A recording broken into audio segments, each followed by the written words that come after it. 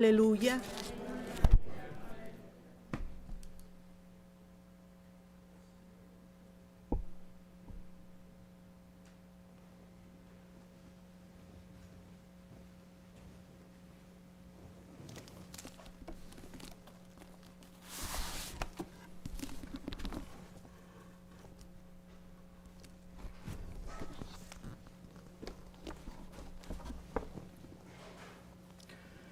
Que el Señor Jesús esté con todos ustedes.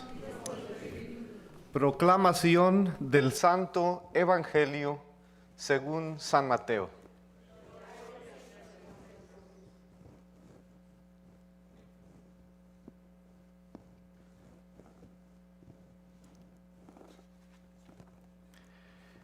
En aquel tiempo Jesús dijo a sus discípulos: Cuando venga el Hijo del Hombre rodeado de su gloria, acompañado de todos sus ángeles, se sentarán en su trono de gloria. Entonces serán congregadas ante él todas las naciones, y él apartará a los unos de los otros, como aparta el pastor a las ovejas de los cabritos, y pondrá a las ovejas a su derecha y a los cabritos a su izquierda. Entonces dirá el rey a los de su derecha: vengan, benditos de mi Padre, tomen posesión del reino preparado para ustedes desde la creación del mundo, porque tuve hambre y me dieron de comer, sediento y me dieron de beber, era forastero y me hospedaron, desnudo y me vistieron, enfermo y me visitaron, encarcelado y fueron a verme. Los justos le contestaron entonces: Señor, ¿cuándo te vimos hambriento y te dimos de comer? ¿O sediento y te dimos de beber? ¿Cuándo te vimos de forastero y te hospedamos? ¿O desnudo y te vestimos? ¿Cuándo te vimos enfermo o encarcelado y te fuimos a ver? Y el rey les dirá: yo les aseguro que cuando lo hicieron con el más insignificante de mis hermanos, conmigo lo hicieron. Entonces dirá también a los de la izquierda: apártense de mí, malditos, vayan al fuego eterno preparado para el diablo y sus ángeles, porque estuve hambriento y no me dieron de comer, sediento y no me dieron de beber, era forastero y no me hospedaron, estuve desnudo y no me vistieron, enfermo y encarcelado y no me visitaron. Entonces ellos responderán: pero Señor, ¿cuándo te vimos hambriento o sediento, o forastero, o desnudo, o enfermo, o encarcelado y no te asistimos? Y él les responderá: yo les aseguro que cuando no lo hicieron con uno de aquellos más insignificantes, tampoco lo hicieron conmigo. Entonces irán estos al castigo eterno y los justos a la vida eterna. Palabra del Señor.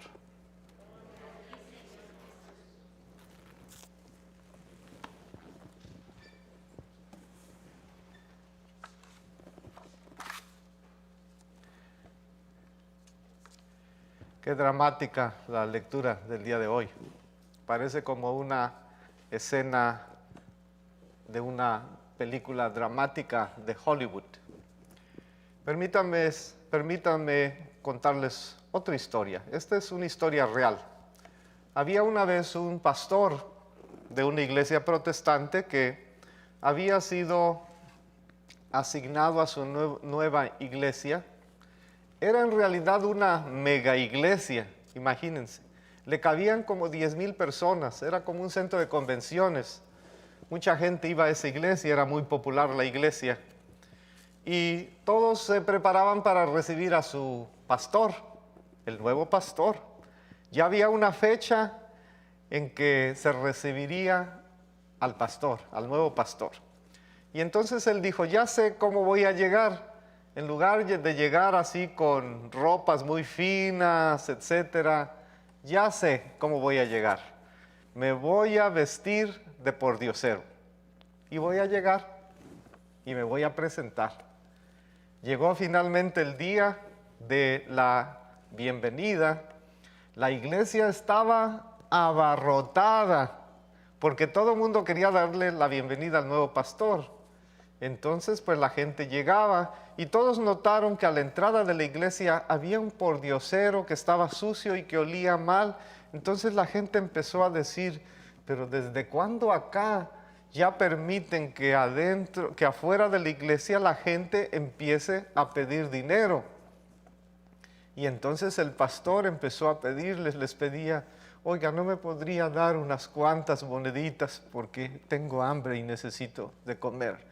Y la gente se pasaba derecho y entraba al templo y no le hacían caso. La gente lo miraba con cierta repugnancia. Solamente 3 de cada 7 personas le dijeron hola. Finalmente entró a la iglesia, quiso sentarse en un lugarcito que estaba enfrente y uno de los ujieres, uno de los ushers, de los gentes de hospitalidad, le dijo, por favor, señor, ¿podría hacer favor de sentarse hasta atrás? Y él pacientemente, con gran humildad, fue y se sentó atrás. La gente lo miraba con desprecio porque olía muy mal. La gente estaba esperando al nuevo pastor. Finalmente, uno de los encargados ahí de coordinar en la iglesia les dijo, hermanos, ha llegado el momento de que conozcan a su nuevo pastor. Por favor, un aplauso para el nuevo pastor. Y toda la congregación empezó a aplaudir, pero el nuevo pastor no salía. Entonces la gente decía, pero estará cansado, se sentirá mal, saldrá de la sacristía o del vestíbulo. ¿Dónde estará el nuevo pastor que estamos aplaudiendo y no sale? Pero la gente seguía aplaudiendo con más fervor, hasta que este hombre que estaba sentado hasta atrás empezó a caminar hacia adelante. Y cuando la gente empezó a ver lo que caminaba hacia adelante, pararon los aplausos. Y la gente decía, ¿y ese qué se cree? ¿Qué se cree?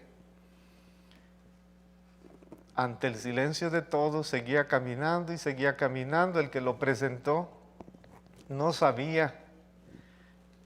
Pidió el micrófono. Llevaba su Biblia. Abrió su Biblia y les leyó este pasaje. Entonces el rey dirá a los de su derecha, venid, benditos de mi Padre, heredad el reino preparado para vosotros desde la fundación del mundo, porque tuve hambre y me disteis de comer. Tuve sed y me disteis de beber. Fui forastero y me recogisteis. Estuve desnudo y me cubristeis. Enfermo y me visitasteis. En la cárcel y vinisteis a mí. Entonces los justos responderán diciendo, Señor, ¿cuándo te vimos hambriento y te sustentamos, o sediento y te dimos de beber? ¿Cuándo te vimos forastero y te recogimos, o desnudo y te cubrimos? ¿O cuándo te vimos enfermo o en la cárcel y vinimos a ti? Y respondió el rey, y respondiendo el rey les dirá, de cierto os digo, que cuando lo hicisteis a uno de mis hermanos más pequeños, a mí me lo hicisteis. Cerró su Biblia y les dijo, buenos días, yo soy su nuevo pastor. La gente se quedó perpleja y en silencio. No lo podían creer. Algunos bajaban su cara de vergüenza. Lágrimas rodaron por todos lados. Algunos se pusieron a llorar. El pastor dejó que pasaran unos cuantos segunditos y entonces les dijo, hoy veo una reunión de personas, pero no veo a la iglesia de Jesucristo. El mundo tiene suficientes personas, suficientes habitantes, somos muchos, pero no hay suficientes discípulos del Maestro. ¿Cuándo ustedes se convertirán en discípulos? ¿Cuándo? Váyanse a su casa. El culto ha terminado. Nos vemos la siguiente semana. Hay mucho en lo que ustedes tienen que reflexionar. Esta es una historia verídica.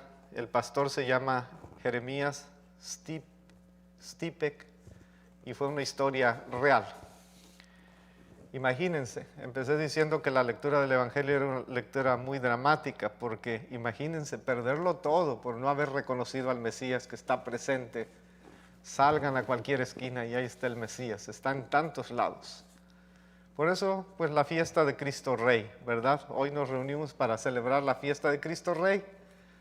Y qué bonito que las lecturas nos presenten esta parte, este resumen. El capítulo 25, que nunca se les olvide, esa es la quintesencia del Evangelio. Si un texto quiero que se sepan de memoria en el Evangelio es Mateo 25, ahí está la clave. Entonces esta fiesta fue instituida por el Papa Pío XI en el 1925. Pero fíjense que la fiesta de Cristo Rey ya fue instituida por nosotros los mexicanos en la Iglesia Católica Universal, porque en 1925 era la época de los cristeros, y los cristeros tienen esa fama, ¿verdad?, de que pasaban por las calles y gritaban a toda la gente, ¡Viva Cristo Rey! ¿Y cómo contestaba la gente? Y volvían a repetir que ¡Viva Cristo Rey! ¿Y cómo contestaban? Que viva, ¿verdad?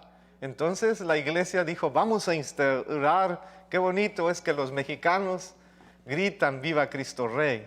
Y la iglesia la instauró como una fiesta a nivel mundial. Patrimonio de nosotros los mexicanos, en que celebramos a Cristo ayer, Cristo hoy y Cristo siempre. Cristo Rey, Cristo Pastor, Cristo Juez. Y reflexionamos hoy en el discurso escatológico.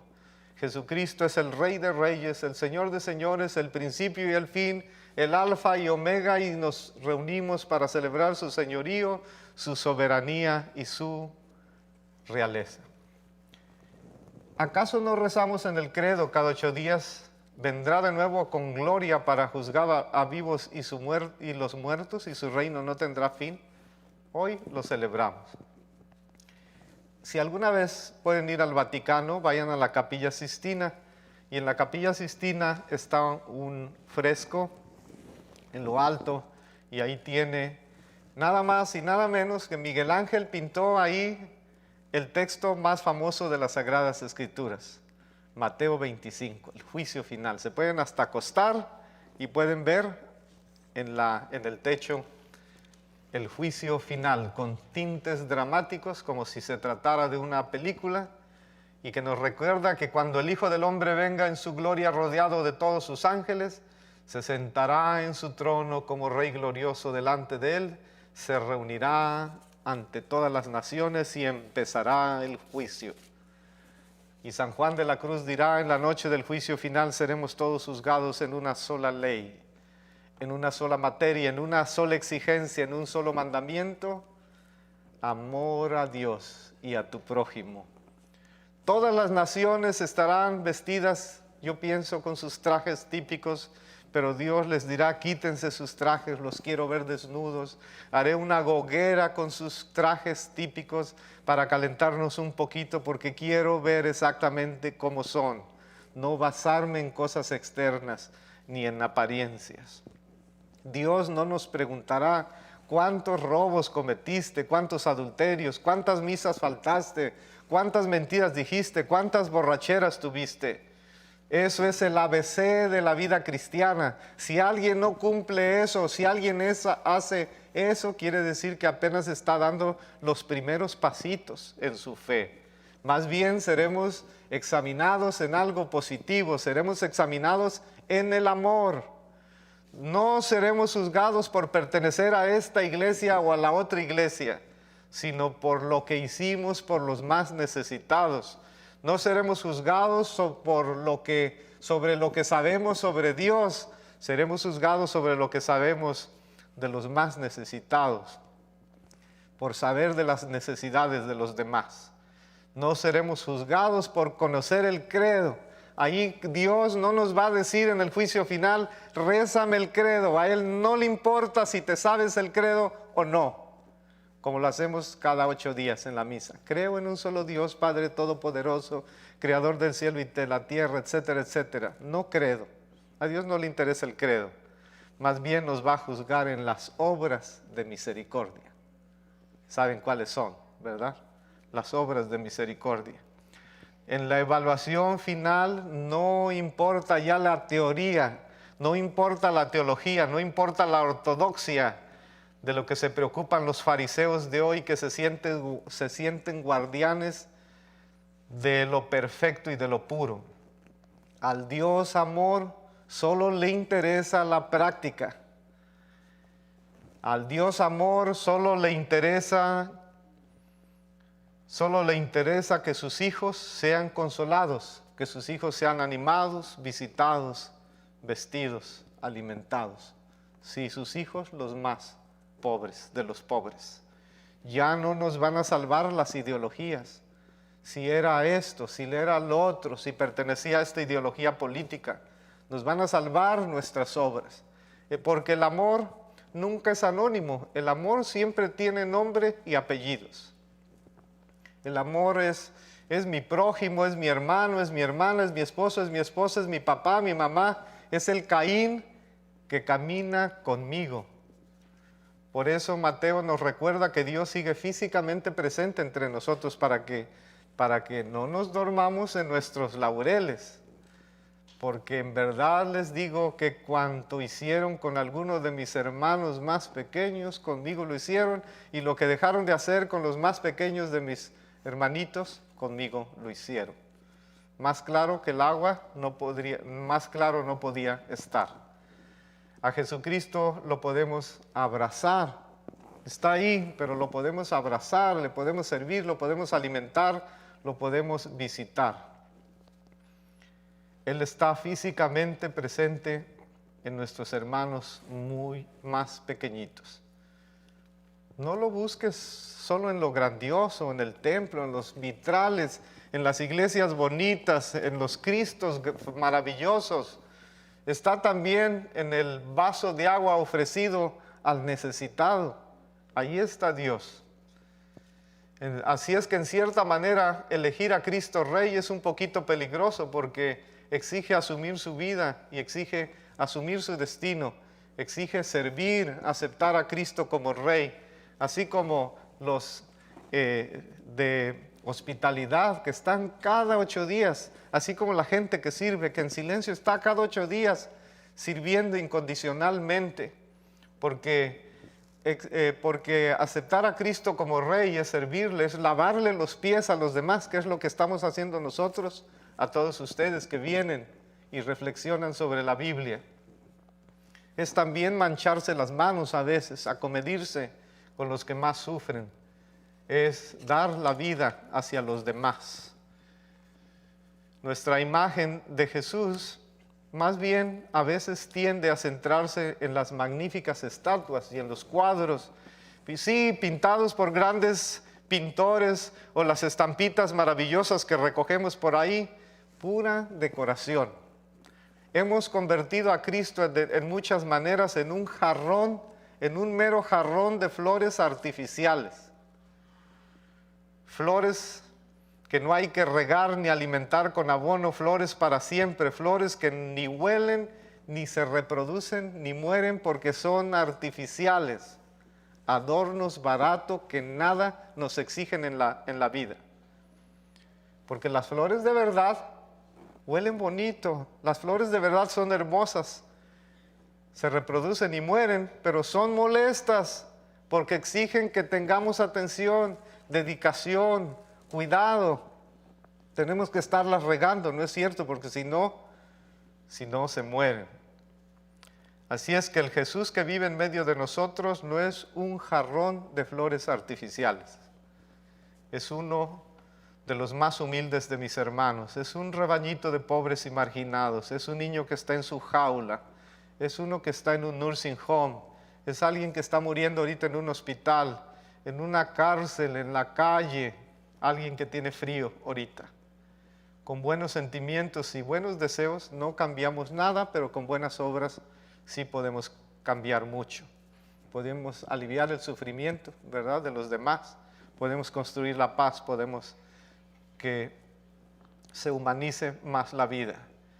Fíjense, hermanos, hay quienes se dicen seguidores de Cristo, muchos en el planeta, pero se niegan a ver a Cristo presente entre los pobres. Y por otro lado, hay muchos filántropos que eligen ayudar a los pobres y no creen en Jesucristo. Muchos filántropos que escogen o optan por ayudar a los pobres y no aceptan a Jesucristo. Y una vez alguien le preguntó al Papa, ¿a quiénes prefiere? ¿Y saben lo que contestó el Papa? Yo prefiero a los filántropos que optan por ayudar a los más pobres, aunque no crean en Cristo, dijo el Papa. ¿A quién preferiría más Dios? ¿A los primeros o a los segundos? La verdadera religión debe tener dos caras, la cara de Dios y la cruz de la opción preferencial por los más pobrecitos. Porque la iglesia, que es la esposa de Cristo, debe de ser fiel a su misión y no puede prostituirse aliándose con los más poderosos del planeta. Por eso este día decimos que Jesús es el Rey de Reyes y es el Señor de Señores. Pero les voy a decir una cosa, ¿saben qué? Jesús es antirrey o es el antirrey por excelencia. Les voy a decir por qué. Jesús es antirrey por excelencia porque Él se echó a correr cuando la gente quería proclamarlo rey. Se escabulló, se salió por la parte de atrás cuando la gente quería proclamarlo rey, y con buenas razones, porque Él había hecho grandes portentos. Entonces la gente con muy buena intención quería proclamarlo rey, pero yo digo, a lo mejor sí es rey, pero quería reinar desde la impotencia de la cruz. Ese es el tipo de reinado que Cristo tiene. Una buena lección, ¿ok? Todo hombre es mi prójimo, mi hermano. Todo hombre, no solamente mi pariente o mi connacional o mi paisano, todo hombre. Y cuando más necesitado está, es más mi prójimo y es más mi hermano. ¿Saben por qué? Porque en su rostro brilla más claramente la imagen de Jesús. En el rostro de los más necesitados brilla más claramente la imagen de Jesús. Diría la Madre Teresa de Calcuta, nunca hemos dado nada hasta que lo hemos dado todo. Gran lección. Juicio final. Voy a terminar con un pensamientito de Gabriela Mistral, pero les platico algo que le pasó a un conferencista que iba a dar una conferencia en Brasil. Entonces le dijeron, pues va a haber una conferencia en Brasil, y él dijo, pues él hablaba alemán, y dijo, los quiero sorprender con su propia lengua, y tomó un curso y dijo, voy a dar mi discurso en la propia lengua, ¿verdad? Y se puso a estudiar y estudiar. Llegó el día de la conferencia, fue a Brasil y empezó, y ya estaba listo para la conferencia. Había estudiado y le dijo al que lo presentó, pues con mucho esmero he estudiado español y ya estoy listo para dar mi conferencia. Pero le dijeron, ¿sabe qué? Aquí es Brasil, aquí no se habla español, se habla portugués. O sea que no hablaba la lengua de ellos. Que no nos vaya a pasar que cuando lleguemos al cielo no hablemos el lenguaje de la compasión a los demás. Y que Dios nos diga, no te entiendo nada, no te entiendo nada. La salvación está, apréndanse esta conclusión, la salvación está en el servicio al bien en el servicio a la justicia y en el amor solidario a los demás. Si lo practicamos, nos dirá: vengan a mí, benditos de mi Padre. Gabriela Mistral dice que una persona, Gabriela Mistral es una poetisa, si es que este es un poemita muy cortito, pero llega una persona a una tienda de antigüedades buscando un crucifijo, y este es el diálogo entre el que buscaba el crucifijo y el que se lo vendía. ¿De qué quiere usted la imagen?, preguntó el imaginero. Tenemos santos de pino, hay imágenes de yeso. Mire este Cristo yacente, madera de puro cedro. Depende de quién la carga, una familia o un templo, o si el único objetivo es ponerla en un museo. Déjeme pues que le explique lo que de verdad deseo. Yo necesito una imagen de Jesús el Galileo que refleje su fracaso intentando un mundo nuevo, que conmueva las conciencias y cambie los pensamientos. Yo no la quiero encerrada en iglesias y conventos, ni en casa de una familia para presidir sus rezos. No es para llevarla en andas cargada por costaleros. Yo quiero una imagen viva de un Jesús hombre sufriendo, que ilumine a quien la mire el corazón y el cerebro. Que den ganas de bajarlo de su cruz y del tormento, y quien contemple esa imagen no quede mirando un muerto, ni que con ojos de artista solo contemple un objeto ante el que exclame admirado: qué torturado más bello. Y le contestó el que vendía los crucifijos lo siguiente: perdone si le digo, responde el imaginero, que aquí no hallará seguro la imagen del Nazareno. Vaya a buscar